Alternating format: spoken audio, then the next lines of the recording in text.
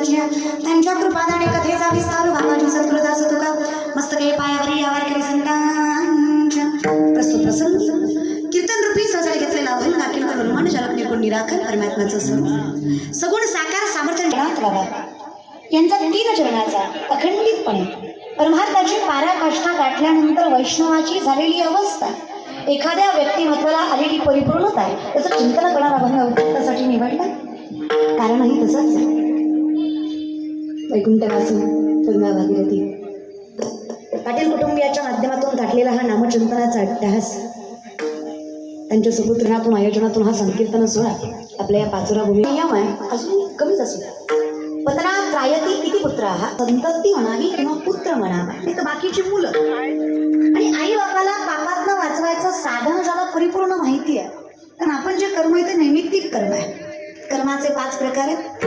काम्य कर्म निषेध कर्म नैमित्तिक कर्म प्रायचित्त कर्म अशा प्राप्तीसाठी आम्ही जगाच्या मालकाकडे अगदीपणे आमधारक आहे मत्स्य कुर्माधिक ज्यांच्या महिमेचे आले धन्य वैष्णव चंद्राला डाग आहे प्रापंचिकाला बंधन आहे पण एकमेव वैष्णव असा आहे ज्याला कुठल्याच प्रकारचं बंधन नाही कुठल्याच प्रकारचा डाग म्हणजे माझा वैष्णव आहे जो अखंडितपणे परिपूर्ण आहे हे ज्ञानवरांचं मत आहे मग नाथ बाबा ज्या सांगतायत ते याच वैष्णवाविषयी सांगतायत नाथ बाबा म्हणतात ज्याचं अखंडितपणे पण जगाच्या मालकाच्या चरणाशी रमलंय त्याला व्याधी नाहीच आहे त्याला जन्माचं सुख नाही आणि मृत्यूचं दुःख नाही उलट संत जरा उलटे आपल्यापेक्षा आपल्याला जन्माचा आनंद आहे आणि मृत्यूचं दुःख आहे संतांच्या ठिकाणी जन्माचं दुःख आहे आणि मृत्यूचा आनंद आहे तुकोबराय म्हटले मी मेल्यावर माझ्या घरचे रडणारच नाही रडती माया मोह रात्रं दिस तसं आहे ना ते कसलाच क्लेश नाहीये कसलीच व्याधी नाहीये कसलीच वेदना नाहीये इतकं सर्व सुखी आयुष्य झालं कसं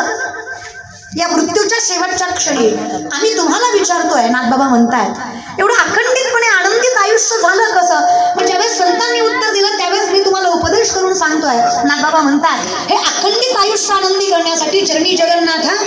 चित्त ठेवलं मी तिथे रमलोय स्थिर झालोय स्टेबल झालोय आणि स्थिर होणं म्हणजे अधिकारी मोक्षाचा होणं आणि मोक्षाचा अधिकारी व्हायचा असेल ना तुम्हाला सोपा उपाय सांगते मुखी नाम हाती मोक्ष ऐसे साक्ष बहुतांची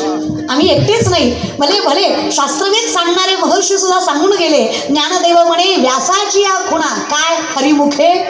म्हणा पर्यायच नाहीये चहुवेदी जाणं साही शास्त्री कारण अटलाही पुराण हरिसीच गाती मग तरले तरती हा भरवसा नामधार